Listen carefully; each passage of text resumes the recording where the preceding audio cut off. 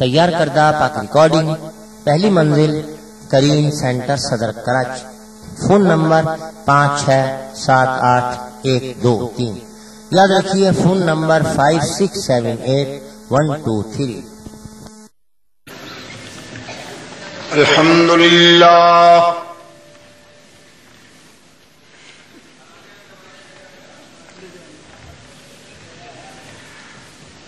الحمدللہ وحدہ والصلاة والسلام علی من لا نبی بعدہ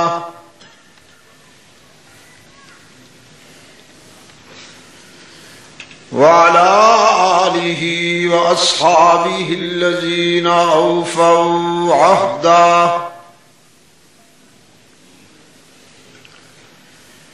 الذین هم مفاتیح الرحمة ومصابیح الغرر اعوذ باللہ من الشیطان الرجیم بسم اللہ الرحمن الرحیم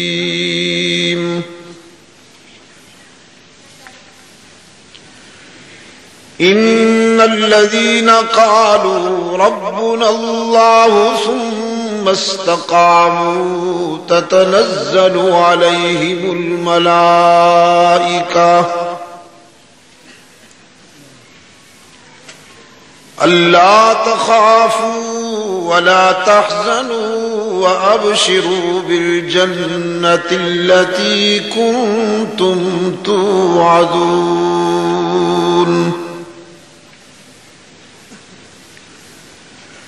نحن أولياؤكم في الحياة الدنيا وفي الآخرة وَلَكُمْ فِيهَا مَا تَشْتَهِي أَنفُسُكُمْ وَلَكُمْ فِيهَا مَا تَدَّعُونَ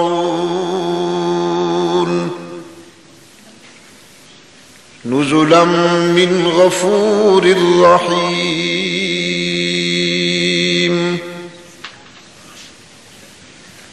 صدق اللہ مولانا العظیم وصدق رسوله النبي الأمي الكريم ونحن على ذلك لمن الشاهدين والشاكرين والحمد لله رب العالمين۔ صدر اجلاس، ارباب علم و دانش، محترم بزرگوں اور عزیز دوستو، آج 22 جنوری 1988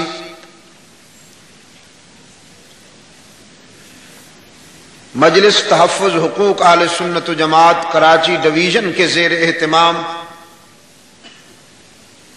4 روزہ صراط مستقیم کانفرنس کے دوسرے اجلاس میں ہم یہاں جامعہ خلیلیہ کراچی میں دعوت و تبلیغ کی نسبت سے جمع ہیں۔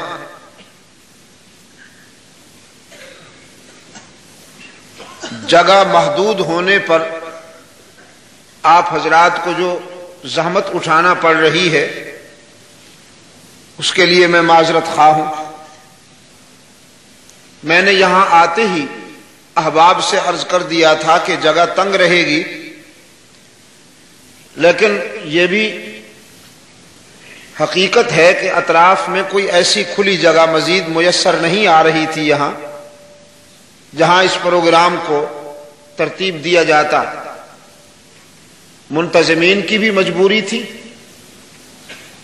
اس ضمن میں آپ حضرات کو جو زحمت اٹھانا پڑ رہی ہے اس کے لیے انتظامیہ کی طرف سے بھی میں حرف اعتذار کہتا ہوں اور اپنی طرف سے بھی۔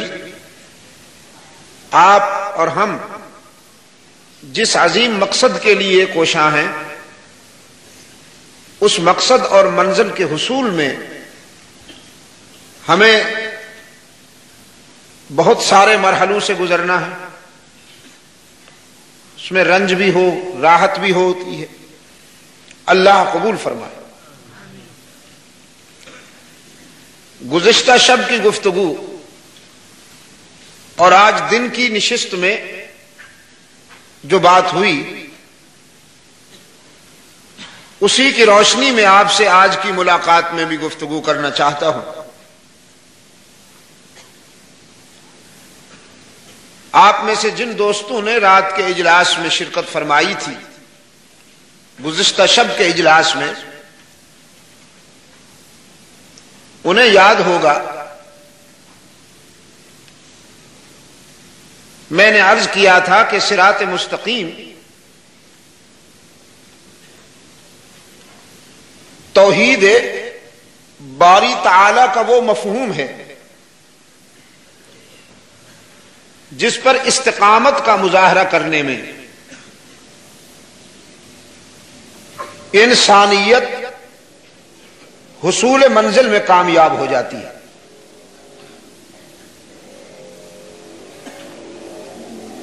بہت خوش نصیب ہے وہ لوگ جنہیں صراط مستقیم میسر آ جائے، پھر بہت ہی خوش نصیب ہیں وہ لوگ جو اس جادہ صداقت پر استقامت کا مظاہرہ کرنے میں کامیاب ہو جائیں۔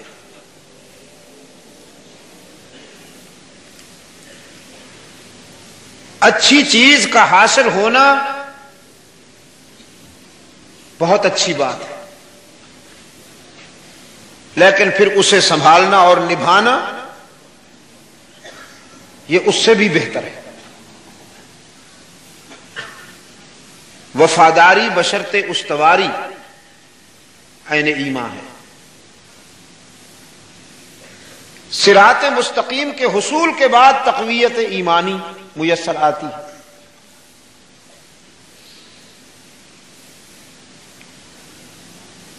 اس جادہ صداقت پر استقامت کا مظاہرہ کرنے والوں پہ اللہ کا دست کرم اور اس کی تائید خصوصیت کے ساتھ سایہ افغن رہتی ہے۔ اس جادہ صداقت پر چلنے والے تعداد میں اگرچہ کم ہوتے ہیں، لیکن کردار میں اتنے ہماگیر اور بھرپور ہوا کرتے ہیں کہ پورے معاشرے کی کایا پلٹ دیتے ہیں۔ قرآن کریم میں ارشاد ہوا، یقیناً وہ لوگ کہ جنہوں نے اللہ کی ربوبیت کا اقرار کرتے ہوئے کہہ دیا کہ ہمارا داتا تو اللہ ہی ہے، اور اس کے بعد اس پر قائم رہے، ثم استقاموا تتنزل علیہم الملائکہ، ہم ان کی تائید و حمایت میں فرشتے بھیجا کرتے ہیں، فرشتوں کا نزول ہوتا ہے اور انہیں خوشخبری دی جاتی ہے کہ دنیا میں کوئی خوف نہیں ہوگا، تمہیں آخرت کا کوئی حزن نہیں ہوگا، اور جس جنت کا تمہیں وعدہ دیا گیا ہے، جس کامیابی کا تمہیں وعدہ دیا گیا ہے، وہ ضرور تمہیں ملے گی۔ اور عزیز دوستو، اس جادہ صداقت پر چلنے والے، جیسا کہ میں پہلے عرض کر چکا ہوں، بظاہر تعداد میں کم ہوتے ہیں، اس لیے کہ توحید کے لیے قربانی لازم ہے۔ یہاں تعلقات ٹوٹتے ہیں، رشتے چھوٹتے ہیں،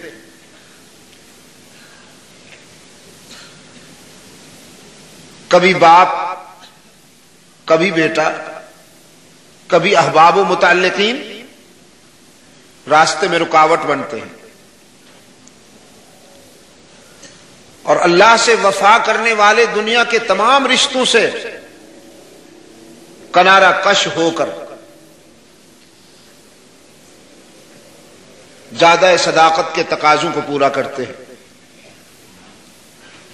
تو حق تعالی کا ارشاد ہے کہ ہم بھی انہیں تنہا نہیں چھوڑتے، بلکہ انہیں یقین دلایا جاتا ہے نحن اولیاؤکم فی الحیات الدنیا وفی الآخرہ،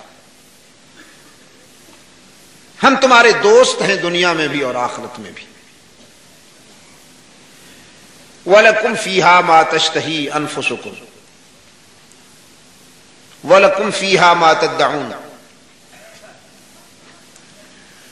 آخرت کی زندگی میں حشر کی میزبانی میں اللہ کی طرف سے یہ پیشکش ہے کہ تم نے دنیا میں وہ کیا جو ہم نے چاہا، آج آخرت میں ہم وہ تمہیں عطا کریں گے جو تم چاہو گے. نزلا من غفور الرحیم، یہ انعام ہے تمہارے انتہائی شفیق اور مہربان پروردگار کی طرف سے. قرآن کریم میں اس معیار پر پورا اترنے والوں کا ایک تابناک کردار ہے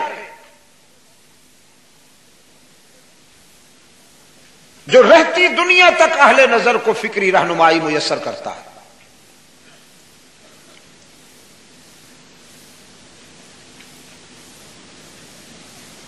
تا قیامت اہل نظر کے لیے وہ کردار چراغ کا کام دیتا ہے.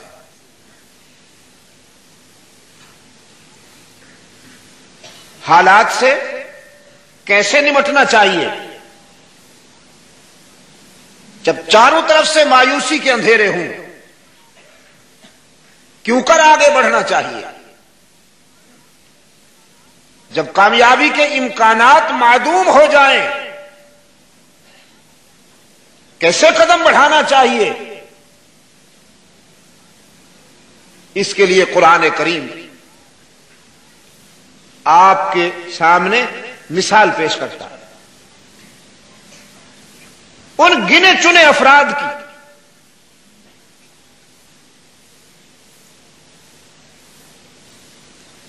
گنے چنے کہہ رہا ہوں. اگر اجازت ہوتی تو میں ان کا عدد میں تشخص کر دیتا، لیکن قرآن کریم اجازت نہیں دیتا ان کے تشخص کی. لیکن تھے اتنے محدود کہ انگلیوں پر گنے جا سکے، لیکن ان کا کردار اتنا بھرپور ہے کہ پوری سوسائٹی میں انقلاب برپا کر دیا.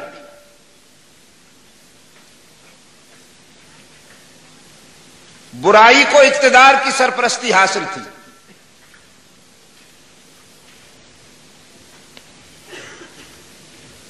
برائی کو اقتدار کی سرپرستی حاصل تھی. اقتدار بہت بڑی مصیبت، اگر یہ برائی کی سرپرستی کرنے لگے بہت بڑی مصیبت. اس سے گلو خلاصی کرانے کے لیے ایثار کا راستہ اختیار کرنا پڑتا ہے، قربانی دینی پڑتی ہے، صرف دعاؤں سے نہیں. بعض حضرات کا خیال یہ ہے کہ دروازہ بند کر کے گوشہ تنہائی میں تسبیح کے دانے پھیرنے سے اور دعائیں مانگنے سے تبدیلیاں آ جاتی ہیں.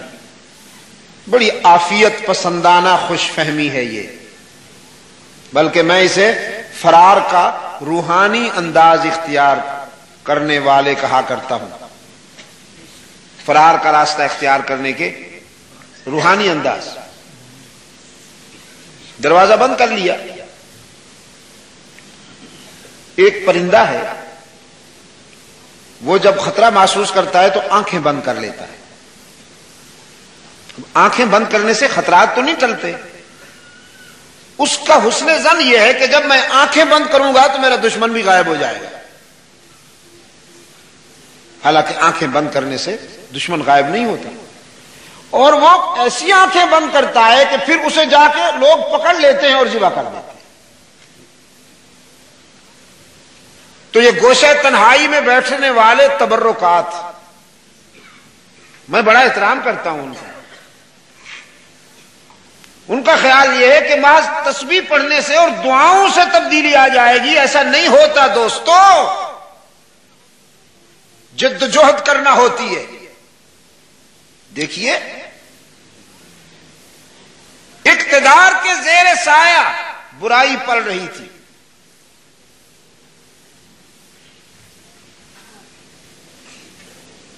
یا اللہ، شر کو اقتدار کا ہاتھ نگرانی کرنے والا تھا، چہار جانب سے مایوسی تھی، نہیں سمجھ میں آ رہا تھا کہ اس سے نجات کیسے ملے گی۔ صراط مستقیم پر چلنے والے چند خوش نصیب اور مثالی کردار جنہیں اللہ نے استقامت کی دولت سے نوازا، وہ سامنے آئے۔ انہوں نے باطل کو للکارا، طاغوتی قوت سے ٹکرائے، گوشے تنہائی میں نہیں، میدان میں آ کر، تسبیح خانوں سے نکل کر میدان میں، ظالم کے سامنے آنکھیں چار کرتے ہوئے کھلے میدان میں دو دو ہاتھ کیے۔ رحمت عالم صلی اللہ علیہ وسلم کے قلب اطہر پر ان کا کردار قرآن بن کر اترا۔ رسول کے قلب اطہر پر ان حق پرستوں کا کردار قرآن بن کر نازل ہوا۔ اللہ نے بڑے پیار سے ان کے کردار کو اپنے محبوب کے سامنے بیان کیا۔ فرمایا نحن نقص علیک نبأہم بالحق انہم فتیۃ آمنوا بربہم وزدناہم ھدی وربطنا علی قلوبہم اذ قاموا فقالوا ربنا رب السماوات والأرض لن ندعو من دونه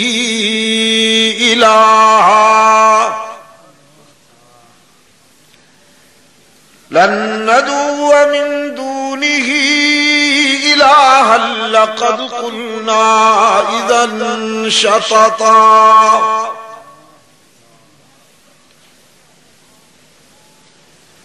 هؤلاء قوم اتخذوا من دونه آلهة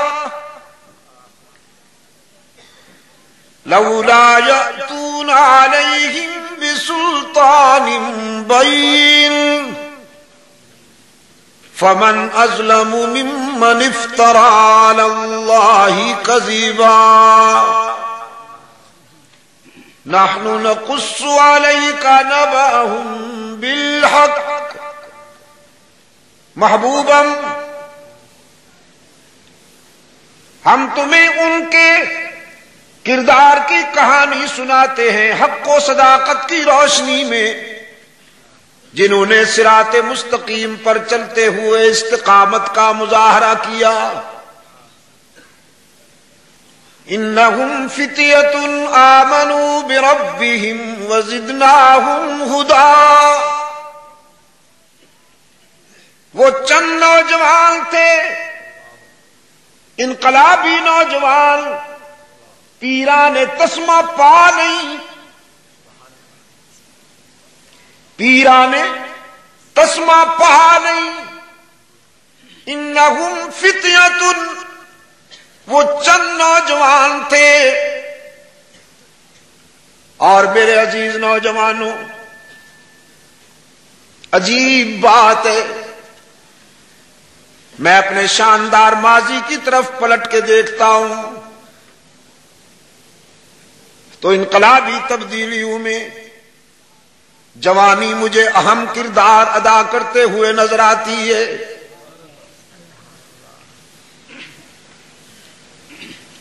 لعنت بر پدر فرنگ، اور انگریز نے ایسا جال بچھایا کہ اس ملک کی جوانی کو گٹر میں پھینک دیا، اس ملک کی جوانی کو گٹر میں پھینک دیا۔ یہ طوائفوں کو آئیڈیل بنائے پھرتے ہیں۔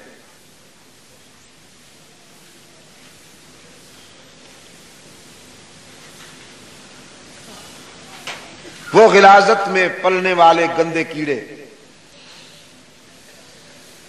ٹوائلٹ میں رینگنے والے کیڑوں سے بھی جن کا کردار زیادہ بدبودار ہے، اس ملک کی جوانی ادھر متوجہ ہے۔ عزیز نوجوانوں، امانت ہے یہ آپ کے پاس، اس کا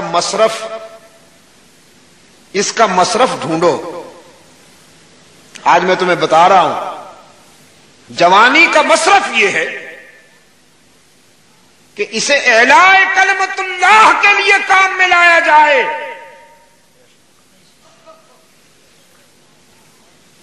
اس سے پہلے کہ اعصاب شکستہ ہوں،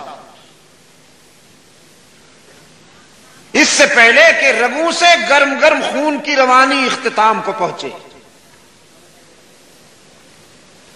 اس سے پہلے کہ امنگوں سے حرارت رخصت ہو جائے، اس سے پہلے کہ عزائم سے رفعتیں چلی جائیں، اللہ کی عطا کردہ اس پاور کو بروئے کار لاؤ۔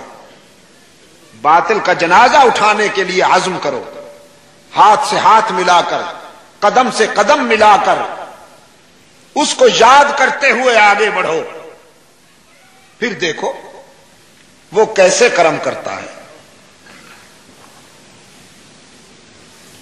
تعداد میں تھوڑا ہونے کے باوجود تم آگے تو بڑھو۔ اس نے وعدہ کیا ہے کہ ہم اپنے دوستوں کو رسوا نہیں ہونے دیتے۔ وہ چند نوجوان تھے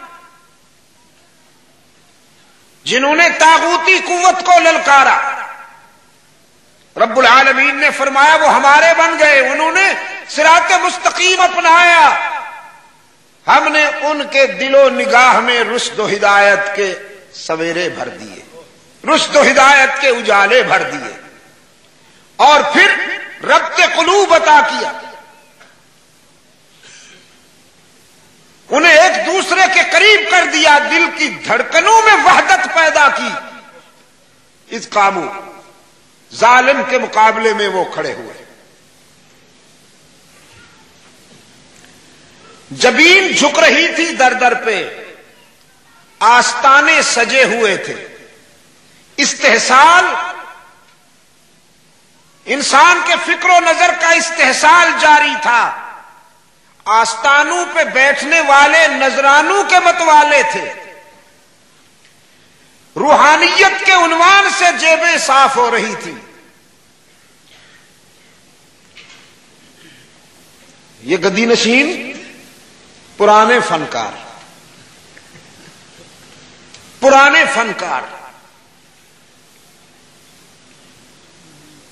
یہ گدی نشین روحانیت کے لبادہ میں استحصال کرنے والے، ہر دور کے اسماعیل شہید کو گالیاں دیتے،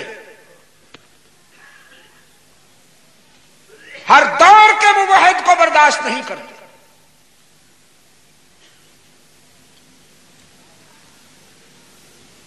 قرآن پاک نے فرمایا وَرَبَطْنَا عَلَىٰ قُلُوبِهِمْ إِذْ قَامُوا،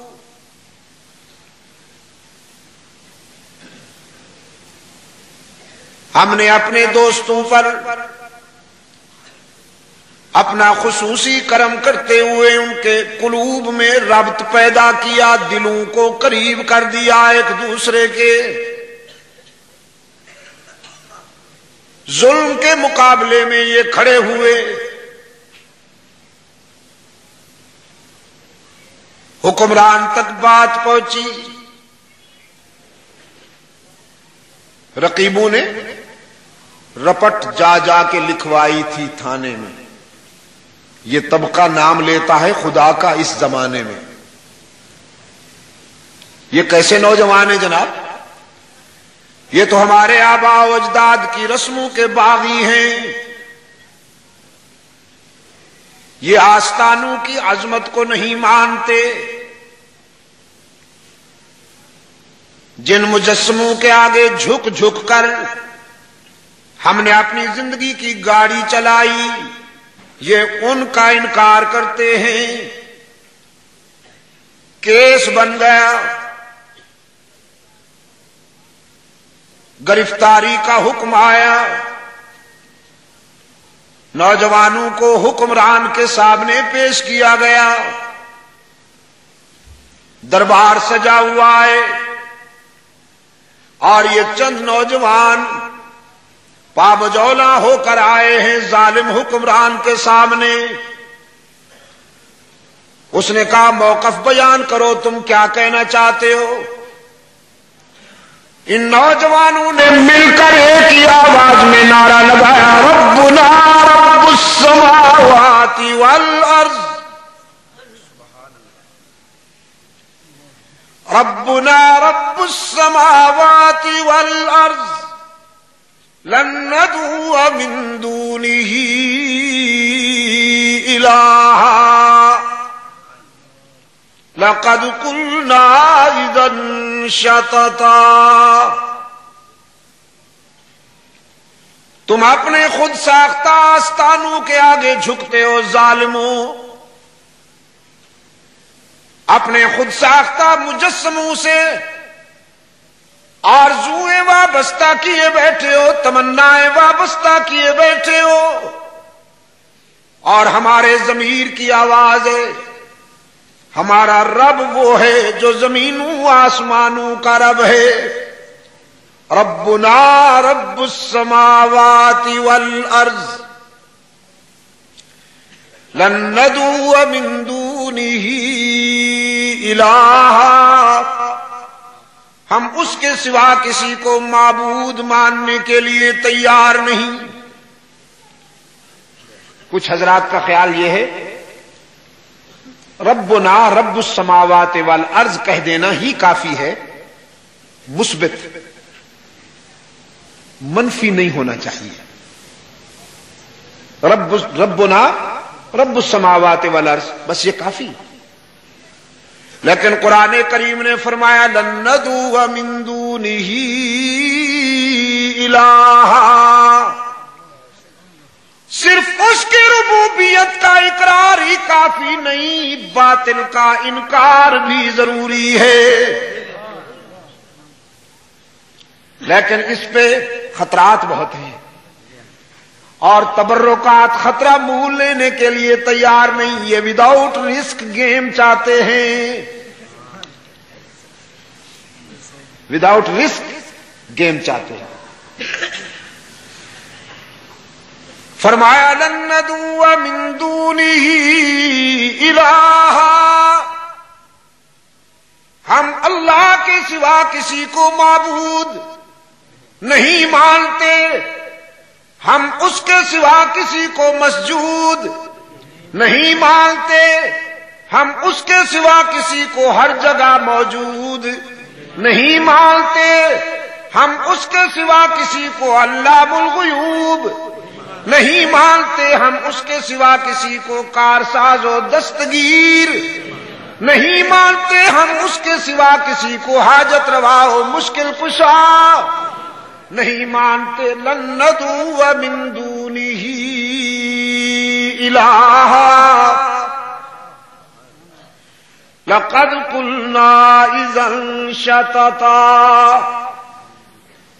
اگر ہم نے اللہ کے ساتھ کیا ہوا یہ وعدہ پورا نہ کیا تو پھر ہم بے وفا ٹھہرے۔ ترجمہ ٹھیک ہو رہا؟ لقد قلنا اذا شططا، تو پھر کوئی بات تو نہ ہوئی نا، ہم عہد نبھائیں گے، وفا کا عزم کیا ہے، یہ عزم پورا کر کے رہیں گے۔ تم جو کرنا چاہتے ہو کر لو، فقض مال تقاض،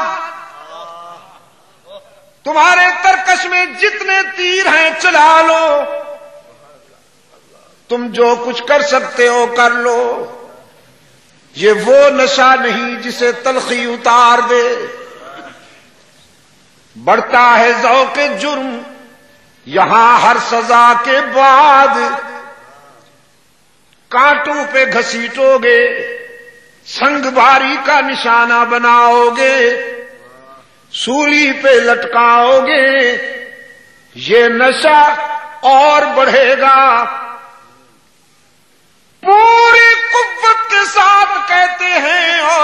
کرتے رہیں گے.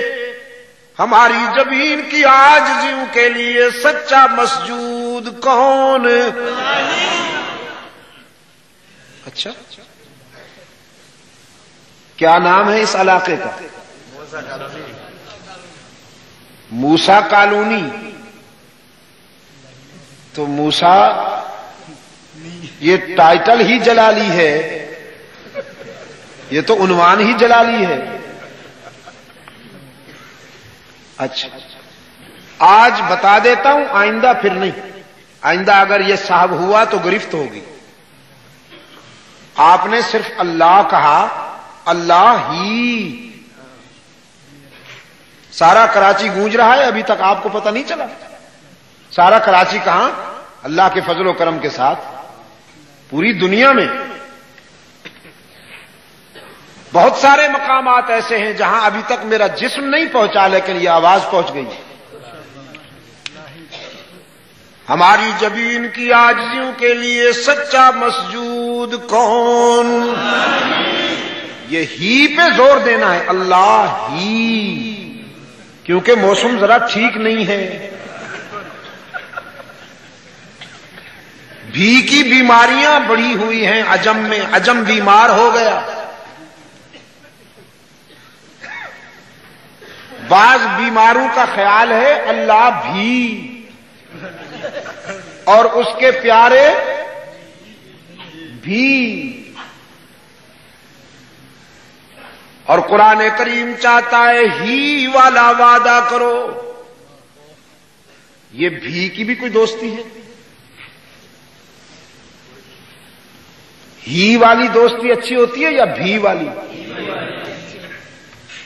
پھر ہی پہ زور دو گے کہ نہیں؟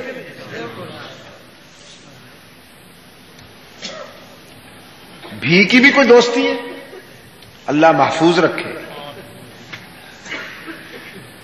لن ندعو من دونه الہا.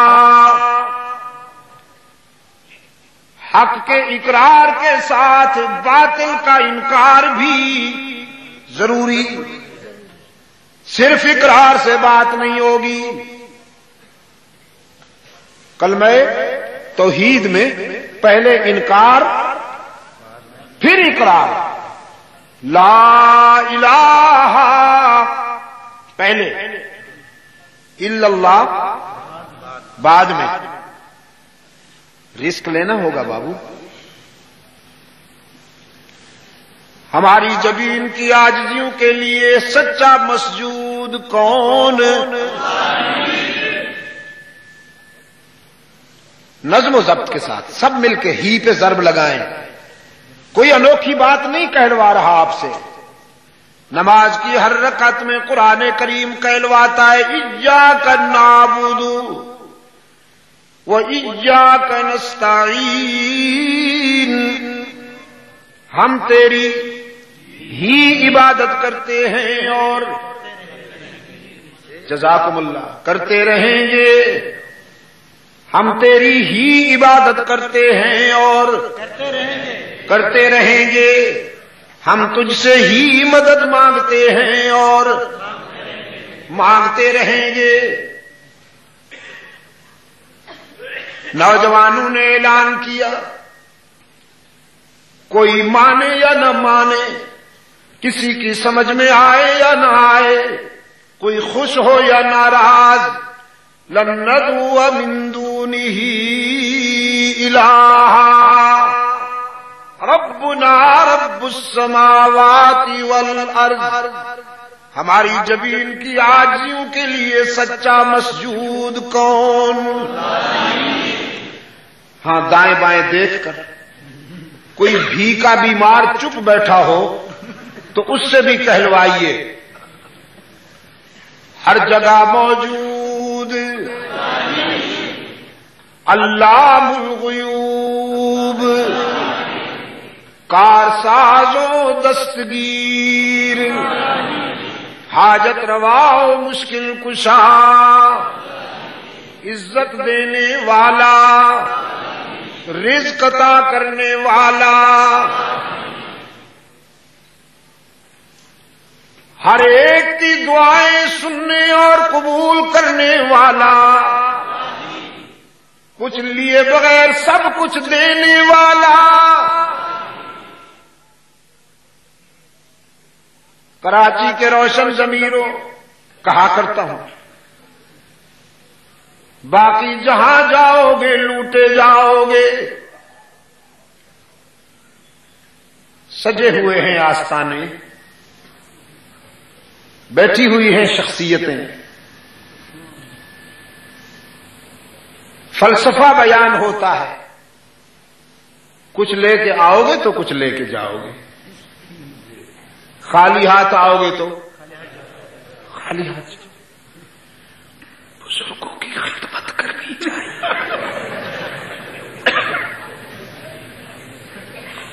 بزرگوں کی خدمت کرنی چاہیے۔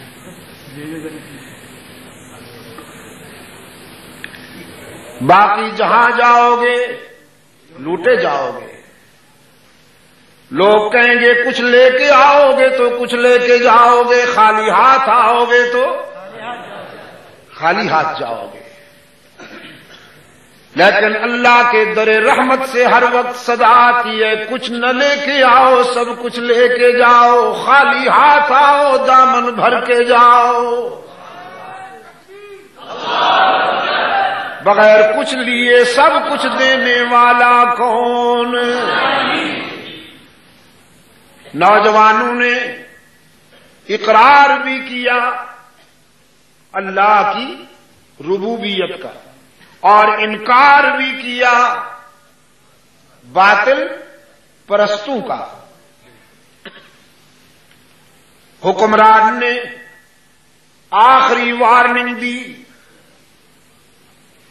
کہنے لگا تمہیں وقت دیتا ہوں، اپنے فکر پر دوبارہ سوچ لو، یا اپنے فکر میں تبدیلی پیدا کرنے کا فیصلہ کرو، یا پھر میری سزا بھگتنے کے لیے تیار ہو جاؤ، کچل کے رکھ دوں گا تمہیں۔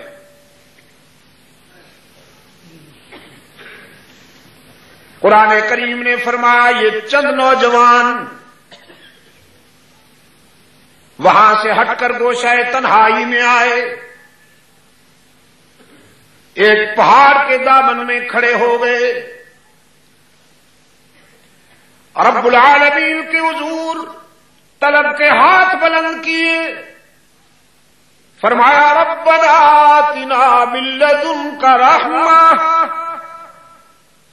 الہ العالمین ہماری دوستی اور ہماری وفا آزمائش میں آ گئی، تعلق آزمایا جا رہا ہے، ہم تجھ سے استقامت کی توفیق مانگتے ہیں الہ العالمین، ہمیں راہ حق پر استقامت عطا فرما، ہمارے مٹ جانے کی تو کوئی بات نہیں ہے، لیکن جو بات ہم بلند کر رہے ہیں اس کلمے کو بلند بلند تر فرما۔ رب العالمین نے فرمایا ہم نے اپنے دوستوں کو اپنے فضل و کرم سے تحفظ فراہم کیا، اور اس کے لیے صورت یہ مناسب سمجھی کہ اشرار کے شر سے بچانے کے لیے انہیں سلا دیا جائے۔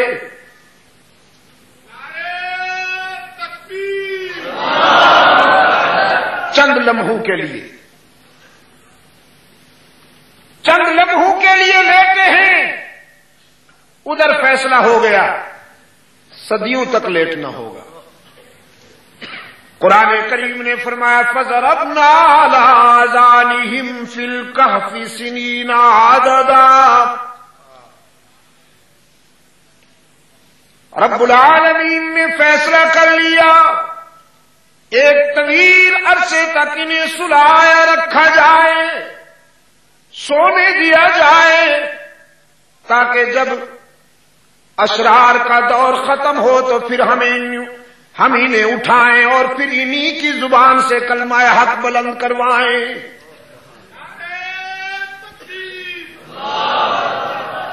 سو رہے ہیں، زندہ رہنے کے لیے جو چیزیں ضروری ہیں حق تعالی کی طرف سے وہیں پہنچائی جا رہی ہیں۔ ہوا زندگی کی اہم ترین ضرورت ہے، پہنچ رہی ہے، سورج کی کرنیں حق تعالی کے فضل و کرم سے پہنچ رہی ہیں۔ حکم تھا سورج کو، تزاوروا عن کہفہم،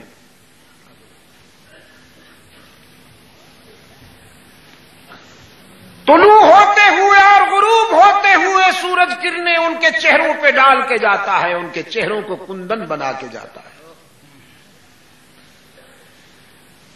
رب العالمین نے فرمایا نقلبہم ذات الیمین و ذات الشمال، ہم تو ان کی کروٹیں بھی خود بدلا کرتے تھے۔ دائیں پہلو پہ سوئے ہوئے تھک جاتے تو ہم انہیں بائیں پہلو پر لٹا دیتے، جب بائیں پہلو پہ تھک جاتے تو ہم انہیں دائیں پہلو پر سلا دیتے۔ 309 سال گزر گئے، کتنے؟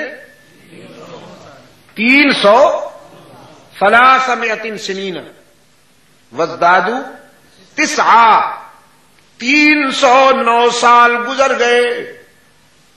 یہ سونے والے زندہ ہیں، فوت نہیں ہوئے۔ فضربنا علی آذانہم فی الکہف سنین عددا، سوئے ہوئے ہیں۔ 309 سال گزرنے کے بعد نہ وہ حاکم رہا نہ اس کا ظلم، دور بدل گیا۔ رب العالمین نے فرمایا اب ہم نے اپنے ان دوستوں کو جگانا چاہا، کذالک بعثناہم لیتسالوا بینہم، ان سونے والوں کو رب العالمین نے فرمایا اب ہم نے اپنی حکمت کے مطابق اٹھا دیا تاکہ ذرا بات آگے بڑھے، لیتسالوا بینہم، ذرا بات آگے بڑھے۔ 309 سال کے بعد اٹھ بیٹھے۔ قال قائل منہم کم لبثتم، ان میں سے ایک نے کہا کتنی دیر سوئے ہیں؟ قالوا لبثنا یوما او بعض یوم، جواب دیا آج تو بڑی غفلت ہو گئی، شاید پورا دن سوئے ہیں یا دن کا کچھ حصہ آرام کیا ہے۔ حالانکہ 3 صدیوں سے بھی زیادہ عرصہ سوئے ہیں اللہ کے دوست، یہ اولیاء کرام جواب دیتے ہیں لبثنا یوما او بعض یوم، پورا دن سوئے ہیں یا دن کا کچھ حصہ۔ اللہ کے ولی معلوم ہے کہ کتنی دیر سوئے ہیں؟ معلوم نہیں ہے نا انہیں، جبھی تو کہا دن پورا سوئے ہیں یا دن کا کچھ حصہ۔ اب یہ سمجھانے کی ضرورت ہے، مزید دلائل دینے کی ضرورت ہے اس پر کہ اولیاء کرام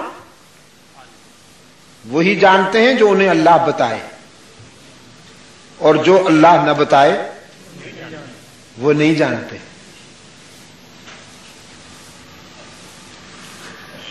قالوا لبثنا یوما او بعض یوم، کراچی کے دوستو ایک تو یہ حقیقت واضح ہو گئی کہ اللہ والے علام الغیوب نہیں ہوتے، علام الغیوب اللہ کے سوا کوئی نہیں، اور دوسری یہ بات بھی واضح ہو گئی کہ اللہ والے وہی سنتے ہیں جو سنایا جائے، رب العالمین کی طرف سے جو بات انہیں سنوائی جائے وہی سنتے ہیں، وہ نہ سنائے تو زندہ نہیں سنتے۔ فنکار مردوں کو سناتے ہیں، یہ کہتے ہیں مردہ بھی سنتے ہیں۔ یہاں قرآن کریم نے بتایا ہے کہ یہ زندہ ہونے کے باوجود نہیں سن پائے۔ دعوت والی اذان دیں تو مصر کو کیا جواب دیں، سعودی عرب کو کیا جواب دیں، امارات والوں کو کیا جواب دیں، لیبیا والوں کو کیا جواب دیں گے؟ وہ کہیں گے ساری دنیا میں تو وہی اذانیں بلند ہو رہی ہیں جو مسجد حرام اور مسجد نبوی کے میناروں سے بلند ہو رہی ہیں، یہ تم نے کیا بیچ میں شروع کر لیا ہے؟ صرف نمازوں، اذانوں، سیرت کانفرنسوں کا نام نہیں ہے۔ سیرت کانفرنسوں میں تو سید عبد المجید ندیم بولتا ہے، حاجی عبدالستار اس کو ارینج کرتے ہیں، خلیل بندانی اس کو ارینج کرتے ہیں، اور ہم اس میں تقریر کرتے ہیں۔ ہم سے سن لیجیے، آپ اس پوزیشن میں نہیں ہے کہ آپ بھی کانفرنسوں پہ گزارا کریں، آپ تو اس پوزیشن میں ہیں کہ فیصلہ کریں۔ اگلی صبح برطانیہ کا قانون وہی سنتا ہے جسے وہ سنائے۔ میں تو کہتا ہوں یہ سو تو رہے ہیں نا، وہ نہ سنوائے تو جاگنے والے بھی نہیں سنتے۔ شاہ جی مرحوم سے کسی نے پوچھا تھا، شاہ صاحب مردے سنتے ہیں کہ نہیں سنتے؟ پنجاب میں ایک مقام پر جلسہ تھا، یہ جھگڑا چل رہا تھا، وہاں ایک پارٹی کہتی تھی مردے سنتے ہیں، دوسری کہتی تھی نہیں سنتے۔ مسلمانوں کے فطرت میں جد و جہد ہے، یہ کفر کے مقابلے میں ہو تو ہر وقت جہاد میں مصروف رہتا ہے، اور جب کفر سامنے نہ ہو تو طبیعت تو وہی ہے، جب دشمن سامنے نہ ہو تو پھر آپس میں لڑتا ہے، لڑتا ضرور ہے۔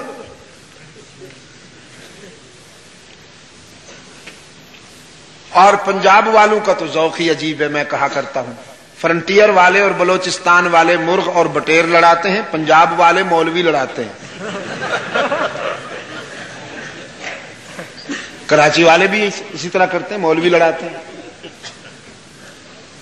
کوئی مسئلہ بیچ میں پیدا کر دیا، اس پہ تنازع کھڑا ہو گیا، کبھی ان کا مولوی آیا کبھی ان کا مولوی آیا، یہ فری سٹائل ہوتا ہے، ان کی چونچ سے چونچ لڑتی ہے اور ان کو تسکین ہوتی ہے۔ شاہ صاحب رحمت اللہ علیہ اسی علاقے میں تشریف لے گئے، ایک صاحب نے کھڑے ہو کے کہا شاہ جی تقریر بعد میں ہوگی، پہلے یہ بتا دیجئے مردے سنتے ہیں کہ نہیں سنتے؟ شاہ صاحب نے فرمایا کیوں، کوئی خاص کام ہے ان سے؟ تو کارے ضمیرہ نکو ساختی کہ با آسمان نیز پر داختی، زندوں کے مسائل تم نے حل کر لیے ہیں کہ قبرستان کی فکر ہو گئی ہے تمہیں؟ اس نے کہا جی کام تو کوئی نہیں ہے مردوں سے، یہ تو میں بات پوچھ رہا ہوں آپ سے، یہاں کچھ لوگ کہتے ہیں سنتے ہیں، کچھ لوگ نہیں کہتے، کچھ کہتے ہیں نہیں سنتے، آپ کی زبان سے ہم سننا چاہتے ہیں کہ اصل صورتحال کیا ہے؟ شاہ جی مرحوم نے فرمایا اچھا تو یہ بات ہے میاں، یہ سوال و جواب کی بات نہیں ہے، جھگڑنے کی اور تکرار کی بات نہیں ہے، اس میں بحث کرنے کی کیا ضرورت ہے؟ یہ تو سامنے آنے والی حقیقت ہے، مشاہدے میں آ جائے گی، جب کل مرو گے تو پتہ چل جائے گا، سنتے ہوں گے تو سن لینا، نہ سنتے ہوں گے تو چپ کر کے پڑے رہنا۔ جواب ہی ایسا زعفرانی تھا کہ سامعین ہنس دیے، پھر آہ سرد لی اور فرمانے لگے سنتے ہوں گے جن کی سنتے ہوں گے، تم مردوں کی بات کرتے ہو، میری تو زندہ بھی نہیں سنتے۔ 40 سال سے میں اس زندوں کے قبرستان میں اذانیں دے رہا ہوں، اور جس درد دل سے، جس سوز جگر سے میں نے انہیں قرآن سنایا ہے، اگر اس درد دل سے میں ستاروں سے گویا ہوتا تو ٹوٹ کر میرے دامن میں آ پڑتا، اگر درختوں سے مخاطب ہوتا تو لشکر بن کر میرے پیچھے دوڑتے، سرسر کو سناتا تو شوخیاں بھول جاتی، صبا سے مخاطب ہوتا تو لطافتیں فراموش کر بیٹھتی، سمندروں سے مخاطب ہوتا تو کناروں سے اچھل پڑتے، دھرتی کو قرآن سناتا تو اس کے سینے میں بڑے بڑے شگاف پڑ جاتے، لیکن میں نے ان چلتی پھرتی لاشوں کو قرآن سنایا ہے، یہ طوائفوں کے گانے سن کر جھومتے ہیں اور قرآن سن کر اونگتے ہیں۔ تم مردوں کی بات کرتے ہو، میری تو زندہ نہیں سنتے۔ تو یہ اسی کے اختیار میں ہے دوستو، مولوی صاحب کے سامنے اور کوئی مسئلہ باقی نہیں رہا بیچارہ، اسی پہ ہی سارا زور لگا رہا ہے وہ۔ جس سرزمین پر اسلام دشمن فتنے پھل پھول رہے ہوں، اور اس حد تک پھل پھول رہے ہوں کہ عیسائیت چرچ کی رپورٹ یہ ہے کہ سب سے زیادہ کامیابی اس سرزمین پر ہوئی ہے انہیں تقسیم کے وقت ان کی تعداد چند ہزار تھی، آج ان کی تعداد لاکھوں پہ مشتمل ہے۔ کیوں؟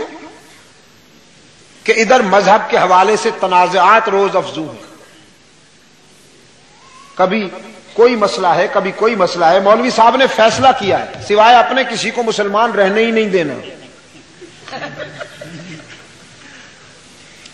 یہ مولانا محمد الیاس رحمت اللہ علیہ پہ اللہ کی کروڑوں رحمتیں ہوں، کروٹ کروٹ اللہ انہیں سکون نصیب فرمائے۔ انہوں نے ایک بے لوث جماعت، ایک بے ریار بے لوث لشکر کھڑا کیا ہے جو پوری دنیا میں اسلام کی دعوت و تبلیغ کے تقاضے پورے کر رہا ہے، افریقہ کے جنگلات میں، یورپ کے جگمگاتے شہروں میں الا اللہ کی ضربیں لگا رہا ہے۔ مولوی نے کہا یہ بھی گستاخ، فیصلہ کیا ہے ایک مولوی صاحب خود اور دوسرا اس کا وہ مرید جو کبھی تیجے کے عنوان سے، کبھی ساتے کے عنوان سے، کبھی جمراتے کے عنوان سے، کبھی کل شریف کے عنوان سے، کبھی کنڈے کے عنوان سے، کبھی 11ویں کے عنوان سے تر و تازہ پلیٹ پیش کرے۔ ایک وہ عاشق رسول ہے، ایک خود مولوی صاحب عاشق رسول ہے، باقی ساری دنیا فارغ ہے۔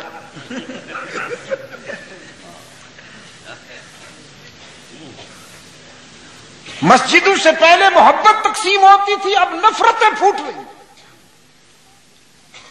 نیو جنریشن ڈرتی ہے، اور مولانا صاحب جب ممبر پہ بیٹھتے ہیں تو انتظار ہوتا ہے کہ کس پہ کفر کا فتویٰ لگتا ہے۔ اتنے سستے ہو گئے ہیں یہ فتوے کفر کے، مولوی صاحب یوں تقسیم کرتے ہیں جیسے کھیر تقسیم کر رہے ہیں۔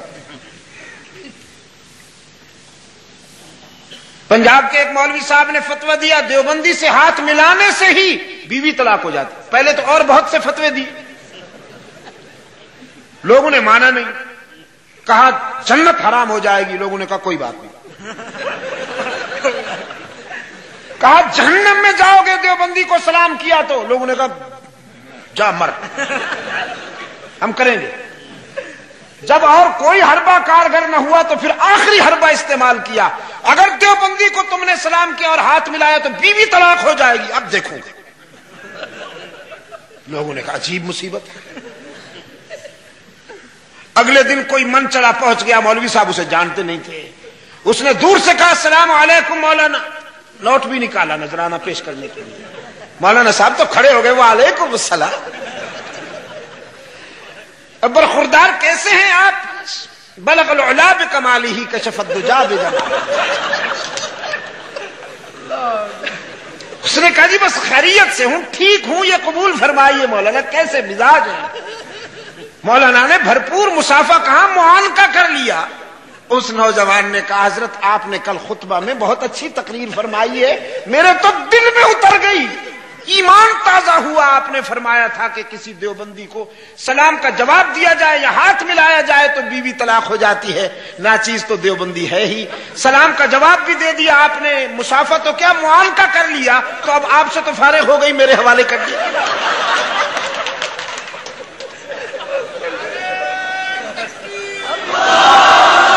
یہ فتوے تقسیم ہو رہے ہیں اس ملک میں۔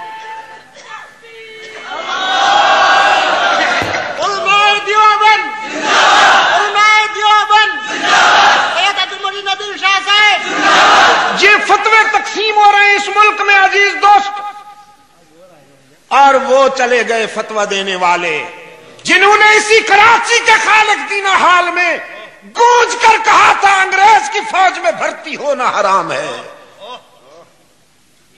ان کرداروں کو بدنام کرنے کے لیے جبہ و دستار خریدے گئے، جبہ و دستار خریدے گئے کہ تم اپنی دینی حیثیت کے حوالے سے ان کو گستاخ رسول کہو، اسماعیل شہید کو کہو یہ گستاخ رسول تھا،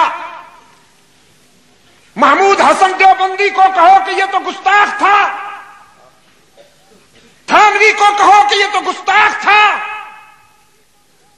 شاہ اسماعیل شہید گستاخ تھا جس نے اعلاء کلمت اللہ کے لیے جان عزیز کا نذرانہ پیش کیا وہ گستاخ، اور جن کی لائف ہسٹری ڈائننگ روم سے شروع ہو کر ڈائننگ روم پہ فنش ہوتی ہے، یہ عاشق۔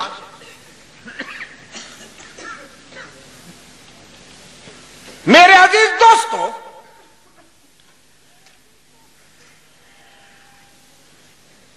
نوجوانوں نے فرمایا دن کا کچھ حصہ سوئے ہیں یا شاید پورا دن سوئے ہیں، آج تو بڑی غفلت ہو گئی۔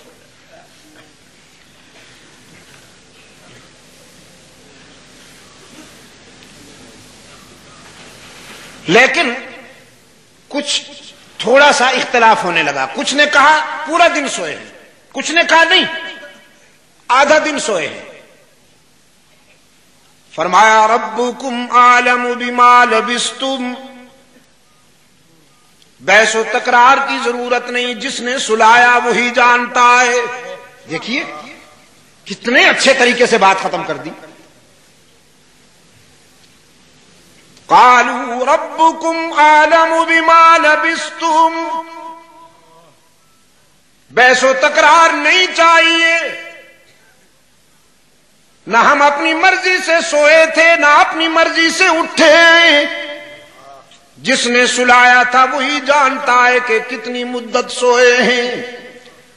فَبَعْثُوا أَحَدَكُمْ بِوَرِقِكُمْ هَٰذِهِ إِلَى الْمَدِينَةِ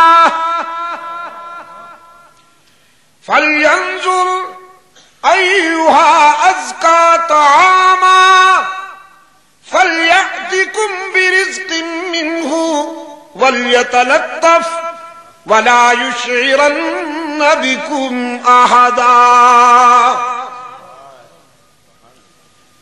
ہم میں سے کوئی ایک جائے، شہر سے کھانا لے کر آئے، خالی ہاتھ نہ جائے، پیسے لے کے جائے، بھیک نہیں مانگنی، خرید کر کے لانا ہے۔ اللہ والے کبھی بھیک نہیں مانگا کرتے، وہ کمال تشنگی میں بھی جگر کا خون پی لیتے ہیں، لیکن کسی کے سامنے دستے طلب دراز نہیں کرتے۔ اور یہ اللہ والے اس دور کے حادثے نظر اللہ نیاز اسے،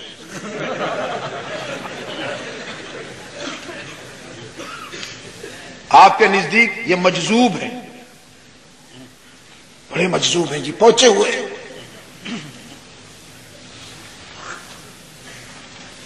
فَبَعْثُوا أَحَدَكُمْ بِوَرِقِكُمْ هَٰذِهِ إِلَى الْمَدِينَةِ، اور کھانا لیتے وقت یہ بھی تاکید کر دی گئی، ذرا سوچ سمجھ کر کھانا لیا جائے، کسی مشرک پلید کے ناپاک ہاتھوں کا بنا ہوا کھانا نہ لے کے آئے، کسی موحد کے ہاتھوں کا کھانا لائیے گا، اور یہ بھی کوشش کیجیے گا کہ آپ کو کوئی پہچان نہ سکے، ذرا بچ بچا کے احتیاط کے ساتھ جائیے گا اور آئیے گا۔ ایک نوجوان پاکٹ منی لے کر روانہ ہوا، غار سے باہر نکلا تو نقشے بدلے ہوئے، جہاں پہلے درخت تھے وہاں نہیں، جہاں پہلے کچھ نہیں تھا وہاں درخت، نقشے بدلے ہوئے۔ شہر کے قریب گیا تو ایک عظیم آبادی، پہلے جہاں چند گھر تھے وہاں بے شمار آبادی۔ اپنی دانست میں ایک طباخ کے پاس پہنچا، ایک ہوٹل والے کے پاس پہنچا جس کے چہرے پہ ایمان چمک رہا تھا، اس کو جا کے پیسے دیے اور کھانا طلب کیا۔ اس نے جب سکہ دیکھا تو 300 سال پرانا تھا، دقیانوس کی اس پہ مہر تھی۔ ہوٹل والا کبھی سکہ دیکھتا ہے کبھی سکے والے کو دیکھتا ہے۔ وہ آئیں گھر میں ہمارے، خدا کی قدرت ہے، کبھی ہم ان کو کبھی اپنے گھر کو دیکھتے ہیں، وہ کبھی اس کو کبھی اس کے سکے کو دیکھتا ہے۔ کہنے لگا نوجوان، یہ کوئی پرانا خزینہ ہاتھ آ گیا ہے تمہارے؟ 300 سال پرانا سکہ لے کے آئے ہو، جو رائج الوقت سکہ ہے وہ لے کے آؤ تو میں تمہیں کھانا دوں. یہ تو 300 سال پرانا سکہ ہے، متروک ہے. نوجوان نے کہا کل تو ہم یہاں سے جا رہے ہیں اور آج یہ 300 سال پرانا ہو گیا ہے. کھوپڑی میں تمہارے دماغ ہے؟ یہ جو موحد ہوتے ہیں ذرا جلالی بھی ہوتے ہیں جی، بات بڑی دو ٹوک کرتے ہیں، منمناتے نہیں ہیں. کل ہم یہاں سے جا رہے ہیں اور آج تم کہتے ہو یہ 300 سال پرانا ہو گیا ہے. خواب میں ہو یا جاگ رہے ہو؟ اس ہوٹل والے نے کہا تو اس کا مطلب یہ ہے کہ آپ بھی اسی زمانے کے ہیں جس زمانے کا یہ سکہ ہے. نوجوان نے کہا اس میں کوئی شک ہے؟ آپ کس دور کی جنس ہیں؟ اس نے کہا میں جس دور کی ہوں یہ بعد میں بتاؤں گا. بازو پکڑ لیا. اس کے ذہن میں وہ نوجوان آ گئے جو دقیانوس کے زمانہ میں روپوش ہو گئے تھے. پوری قوم نے جنہیں تلاش کیا تھا اور ہاتھ نہیں آئے تھے. وہ کہانی اس کے ذہن میں بیدار ہو گئی. کہنے لگا لگتا ہے تم انہی نوجوانوں میں سے ایک ہو جو دقیانوس کے سامنے جنہوں نے حق و صداقت کی آواز بلند کی تھی اور پھر گم ہو گئے تھے. پوری قوم انہیں تلاش کرتی رہی، ہاتھ نہ آئے. پکڑ لیا. ادھر نوجوان کو پکڑ لیا اور ادھر اللہ کی شان ہے. اب اقتدار پہ وہ تھا کہ جو اللہ کی وحدانیت کو مانتا تھا، یوم آخرت پر جس کا ایمان تھا، مرنے کے بعد زندہ اٹھنے پر جس کا ایمان تھا. لیکن قوم میں سے کچھ ترقی پسند، جیسے عصر حاضر میں کچھ ترقی پسند ہیں. وہ کہتے ہیں مرنے کے بعد کون اٹھے گا، یہ تو مولویوں کے ڈھکوسلے ہیں. ہاں جی، مٹی میں مٹی ہو جائیں گے. کسی پرانی قبر کو کھودو تو صحیح، دیکھو ہڈیوں کا بھرکس نکلا ہوا ہے، اور یہ مولوی کہتے ہیں تم بعد میں زندہ ہو کے اٹھو گے. سب کہانیاں.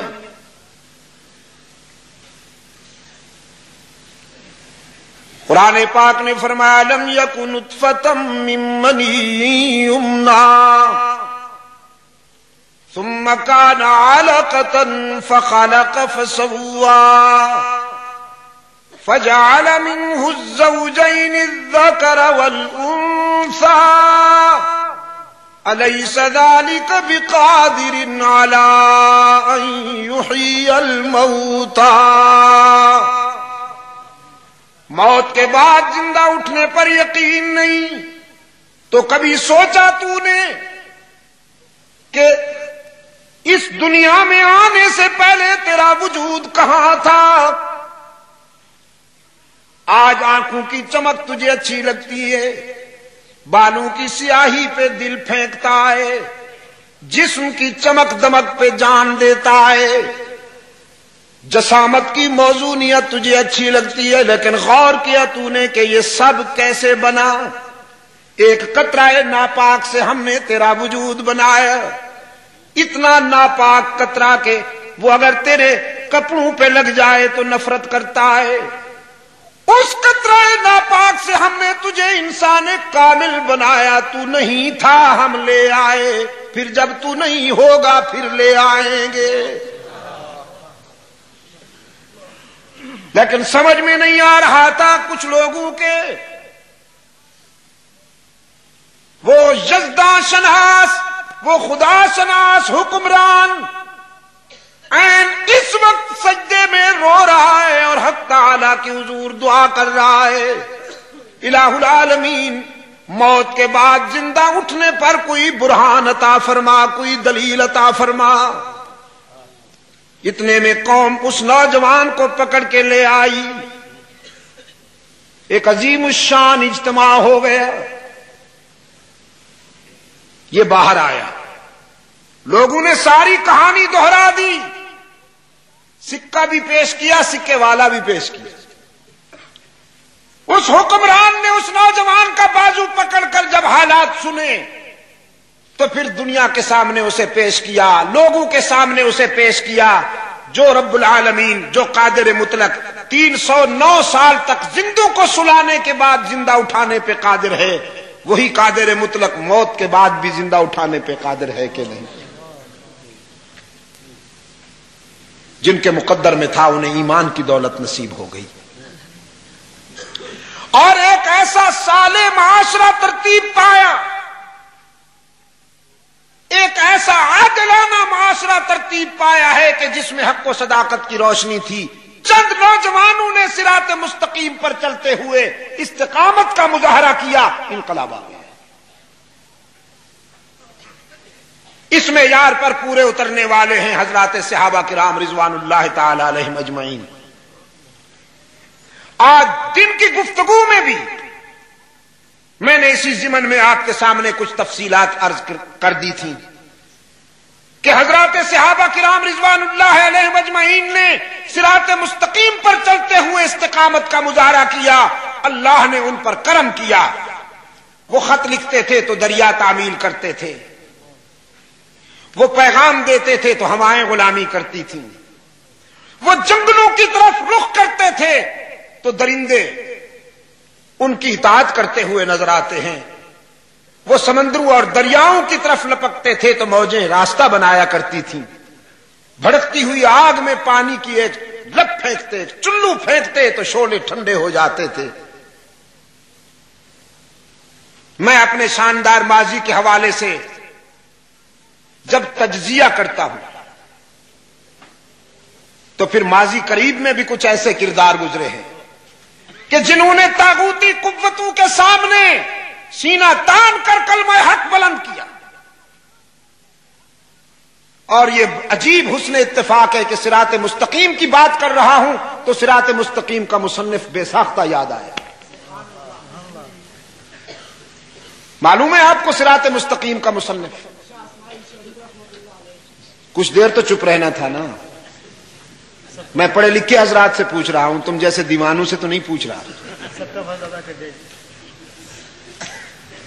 شاہ اسماعیل شہید رحمت اللہ تعالی علیہ صراط مستقیم کے مصنف ہیں اور تقویت الایمان کے بھی مصنف ہیں۔ درباری مولوی ادھار کھائے بیٹھے ہیں شاہ اسماعیل شہید کے پیچھے پڑے ہوئے ہیں، دیکھو جی یہ کہہ دیا اور وہ کہہ دیا۔ یہودیوں کمبختوں کی عادت ہوا کرتی تھی کہ اپنی مقصد کی بات نکالنے کے لیے توریت میں سے وہ عبارت پڑھتے تھے جو ان کا مطلب پورا کرتی تھی، اور دوسری عبارت پر ہاتھ رکھ لیا کرتے تھے۔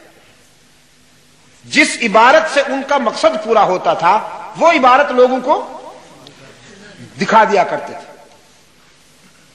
ایک صاحب نے فرمایا میں تو قرآن کریم کی اس آیت پہ عمل کرتا ہوں کہ لا تقربوا الصلاۃ، قرآن کریم نے فرمایا ہے نماز کے قریب بھی نہ جاؤ۔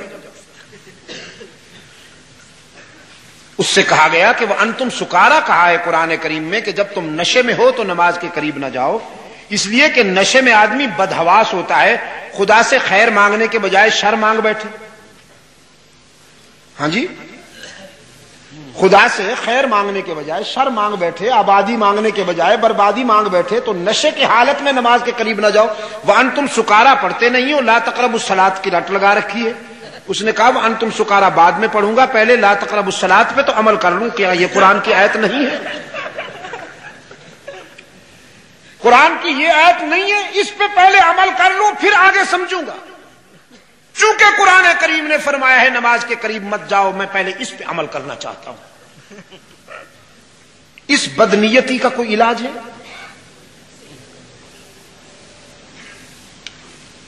اسلام کے ان مایہ ناز سپاہیوں کے کردار کشی کے لیے ان کی عبارتوں کو توڑ کر پیش کرنے والے، ان سے اپنا مقصد نکالنے والے، ان سے پوچھئے کہ تم نے دین کے لیے کتنی قربانیاں دی؟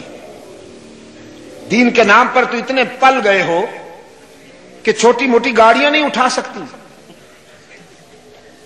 پاکستان ہی وہ ملک ہے جہاں کے موٹر ڈیلرز کو لکھنا پڑا جاپان کی کمپنیوں کو کہ جو کاریں ادھر بھیجو ذرا ان کے گیٹ کھلے بنایا کرو کہ یہاں کے گدی نشین گھس نہیں سکتے ان میں۔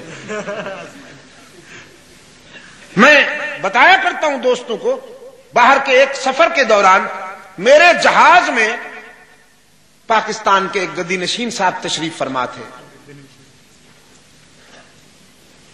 پہلے تو میں نے ان کو نہیں دیکھا، اس لیے کہ 450 مسافروں کا جہاز تھا۔ اب مجھے کیا معلوم ان 450 میں کون کون تشریف فرما ہے۔ فرینکفرٹ جا کر مسافر اتر گئے، جہاز کچھ خالی ہو گیا، تو اب میں نے دیکھا کہ ایک حضرت صاحب تشریف فرما ہے۔ یا اللہ، جہاز کی 2 سیٹیں، بیچ میں جو ایک وہ پارٹیشن لائن ہوتی ہے وہ ہٹا دی گئی تھی، 2 سیٹوں میں تشریف فرما ہے اور کھب کے بیٹھے ہیں۔ 2 سیٹوں میں بھی کچھ ادھر سے شکم مبارک نکلا ہوا ہے، کچھ ادھر سے شکم مبارک نکلا ہوا ہے، یوں تشریف فرما ہے۔ میرے ساتھ والی سیٹ پر ایک انگریز بیٹھا تھا، ایک گورا بیٹھا تھا۔ یہاں سے روانہ ہوئے تو اس نے بہت سارے سوالات کیے اسلام کے متعلق۔ جب فرینکفرٹ سے ہمارا جہاز پرواز کرنے لگا، اس کی نظر بھی پڑ گئی شخصیت پر، مجھ سے کہنے لگا یہ بھی آپ کا ہے، یہ ایٹم بھی اسلام کے کھاتے میں ہے۔ میں نے کہا میرے بلاک میں گھسا ہوا تو ہے لیکن ہے تمہارا ووٹر، اسلام میں اس سائز کی کوئی گنجائش نہیں ہے۔ اسلام تو اتنا نازک دین ہے دوست، اسلام کے نزاکت تخیل کا یہ عالم ہے، اسلام کا معیار اتنا بلند ہے اور نفیس ہے کہ حافظ الحدیث سیدنا ابو ہریرہ رضی اللہ تعالی عنہ بحرین کے گورنر بنائے گئے فاروق اعظم رضی اللہ تعالی عنہ کی خلافت میں، اور فاروق اعظم رضی اللہ تعالی عنہ کا یہ معمول اور مزاج تھا کہ حج کے سیزن میں حکم دیا کرتے تھے اپنے گورنروں کو، علیکم بمکہ عند الموسم، حج کے موقع پر ذرا مکہ میں آؤ، میں تمہارا جائزہ لینا چاہتا ہوں کہ گورنر بننے کے بعد کہیں تم بدل تو نہیں گئے۔ شام سے، فلسطین سے، بحرین سے، عراق سے، مصر سے، ایران سے گورنر چلے آتے، فاروق اعظم رضی اللہ تعالی عنہ کی نگاہیں ان کا تجزیہ کرتی، اسی قطار میں جائزہ لیتے ہوئے فاروق اعظم کی نظر بحرین کے گورنر حضرت ابو ہریرہ رضی اللہ تعالی عنہ پہ ٹک گئی۔ فرمایا ابو ہریرہ، آج میں تمہیں پہلے کی بنسبت ذرا صحت مند محسوس کر رہا ہوں۔ اہل دانش، اہل نظر صحت مند، توند نہیں نکل آئی تھی جیسے عصر حاضر کے گدی نشین، توند نہیں نکل آئی تھی کہ نیچے سے ٹانگیں یوں نظر آتی ہیں جیسے بوری کو ٹانگیں لگی ہوئی ہوں، کارٹون جا رہا ہو جیسے۔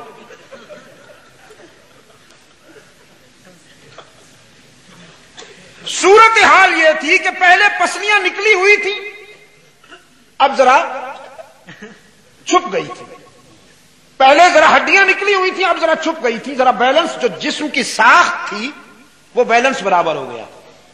فاروق اعظم کی باریک بین نگاہوں نے اسے بھی محسوس کیا۔ فرمایا ابو ہریرہ، پہلے کی بنسبت آپ ذرا صحت مند نظر آتے ہیں، آپ کو تو رسول اللہ کی امت کی نگہداشت اور فکر میں پہلے سے زیادہ سوکھ جانا چاہیے تھا۔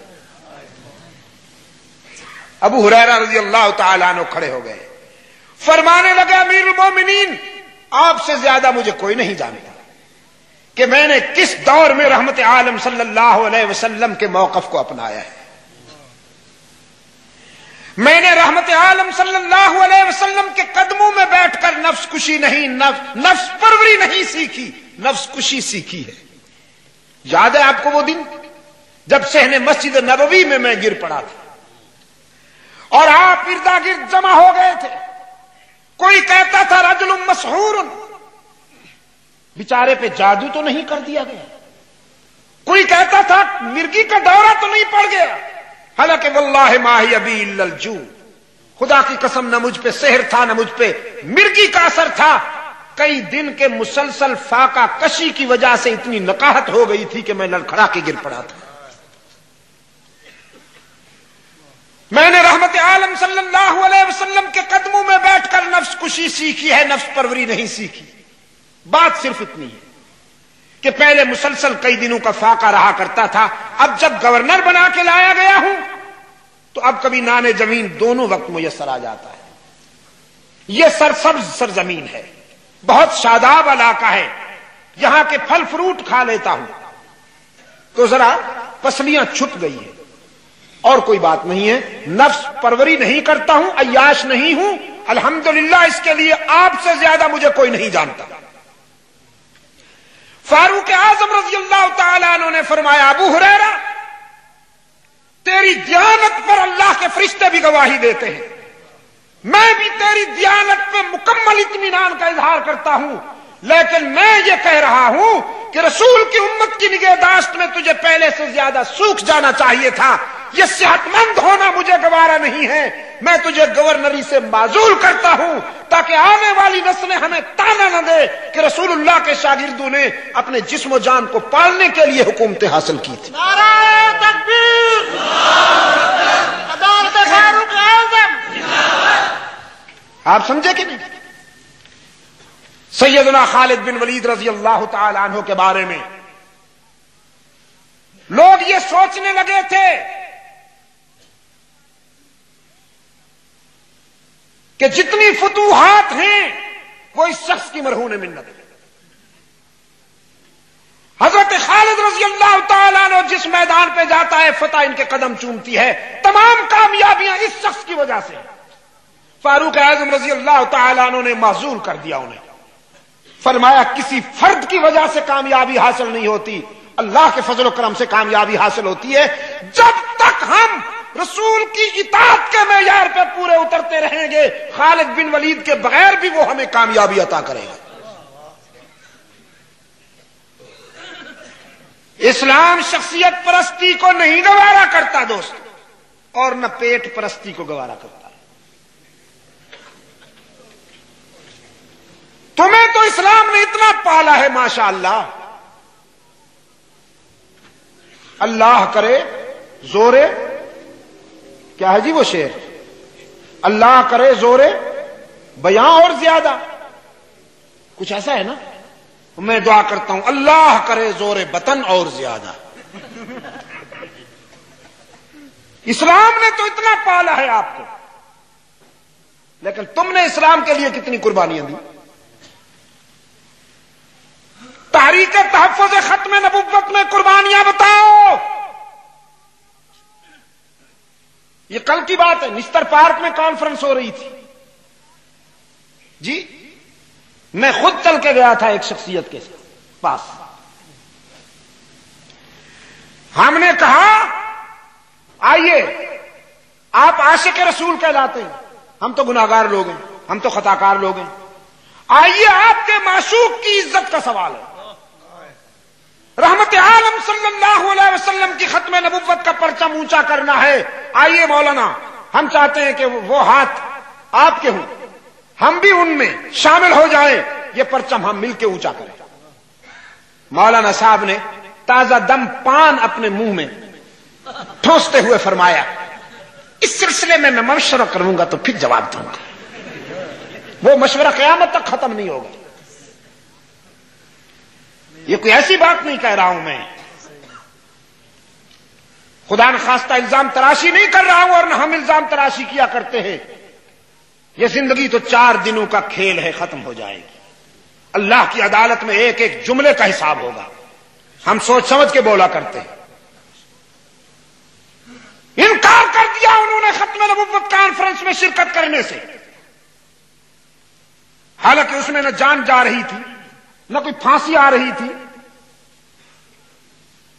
اسلام نے تو تمہیں اتنا پالا کہ سائز سنبھالا نہیں جاتا۔ تم نے کتنی قربانیاں دی ہیں اسلام کے لیے۔ تحریک تحفظ ختم نبوت میں اپنی قربانیاں بتاؤ، تحریک تحفظ ناموس صحابہ و اہل بیت میں اپنی قربانیاں بتاؤ، تحریک اشاعت توحید و سنت میں اپنی قربانیاں بتاؤ۔ نہیں، کوئی قربانی نہیں۔ البتہ یہ قربانی ہے کہ اذان میں ملاوٹ کر دی،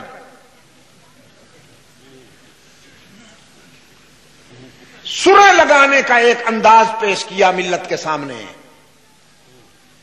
درود و سلام وہ جو امت پڑھتی آ رہی ہے 1400 سال سے، وہ پسند نہیں آیا، دل کو نہیں لگا، اپنا ایک انوکھا درود و سلام پیدا کیا جو میوزیکل پوائنٹ پہ پورا اترتا ہے، جو پڑھا کم جاتا ہے گایا زیادہ جاتا ہے، وہ درود و سلام پیش کیا۔ اسلام کے ارکان جو 1400 سال سے یہ امت پیش کرتی آئی ہے اور سنتی آئی ہے، اس میں اضافہ کیا کہ 11ویں شریف بھی اسلام کا ایک رکن، شریف، نماز شریف نہیں، روزہ شریف نہیں، زکات شریف نہیں، حج، ہاں دیکھا نا شیطان کتنا ملعون ہے بے ایمان، اس کی جتنی چیزیں ہیں وہ شریف ہیں، اور اللہ کے جتنے فرائض ہیں ہم پہ اللہ نے جو مقرر کیے ان پہ شرافت کا کوئی معیار نہیں، نہ روزہ شریف، نہ نماز شریف، نہ حج شریف، نہ زکات شریف۔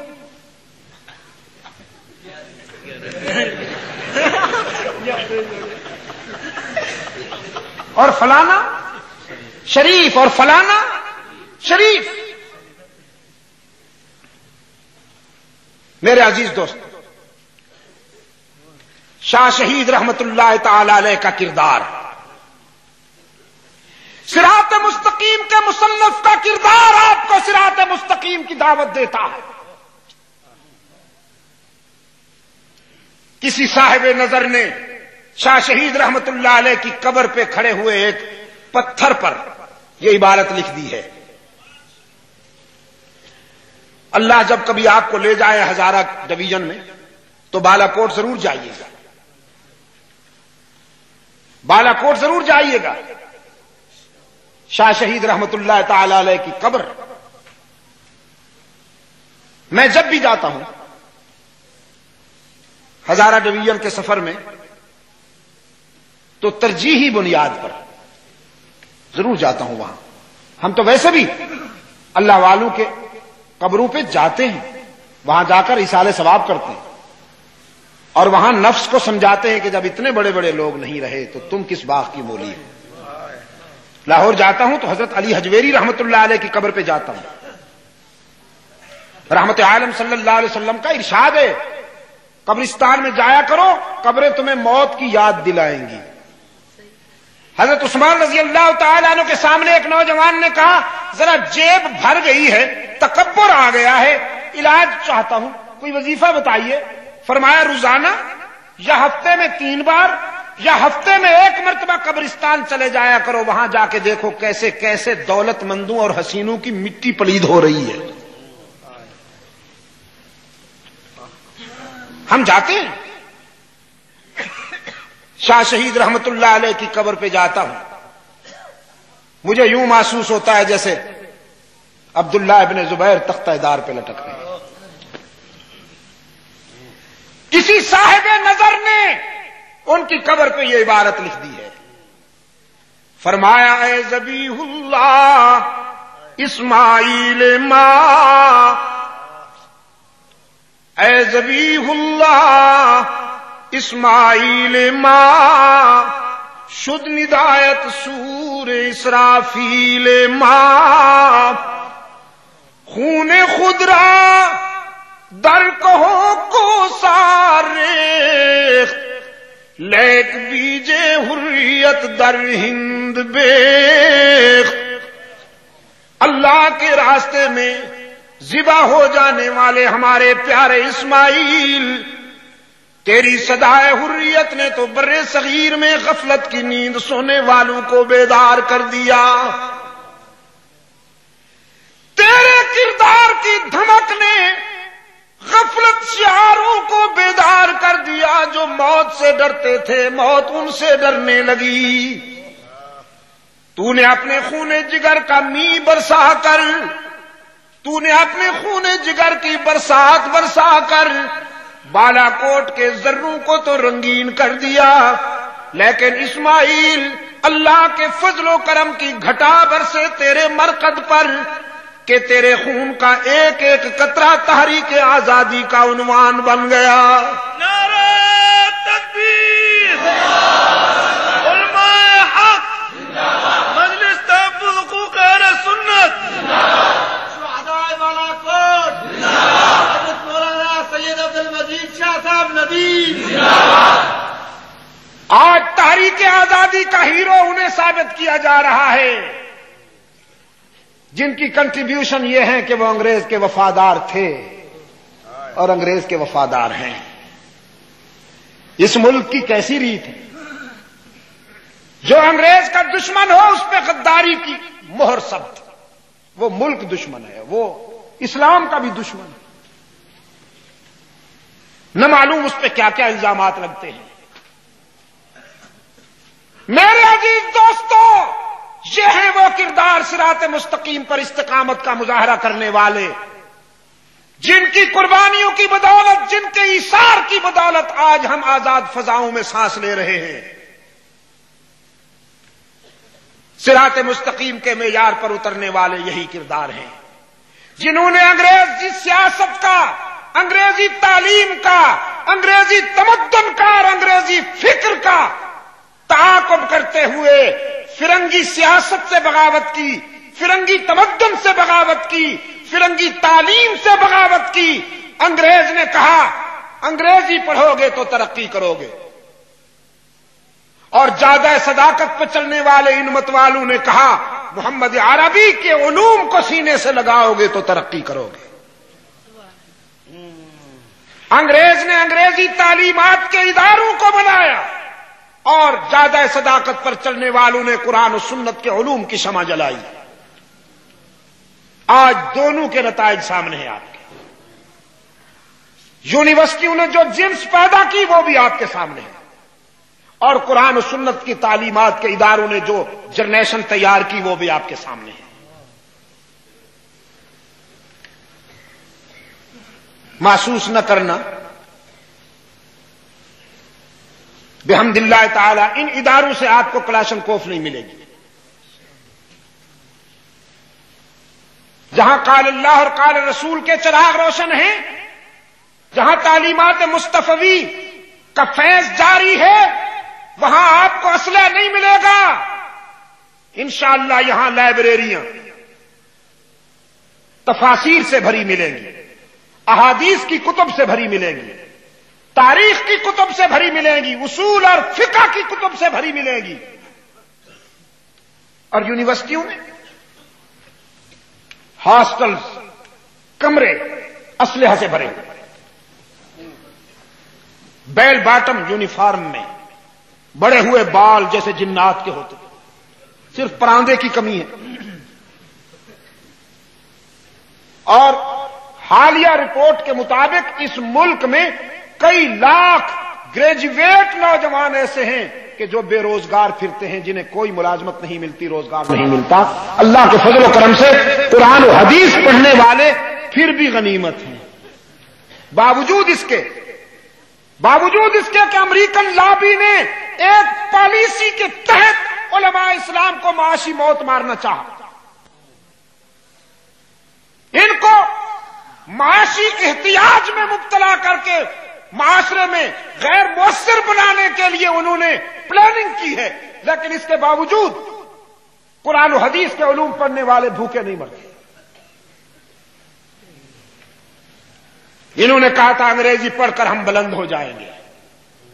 بقول اکبر الہ آبادی کے تھے کیک کے خیال میں سو روٹی بھی گئی, چاہی تھی شے بڑی سو چھوٹی بھی گئی.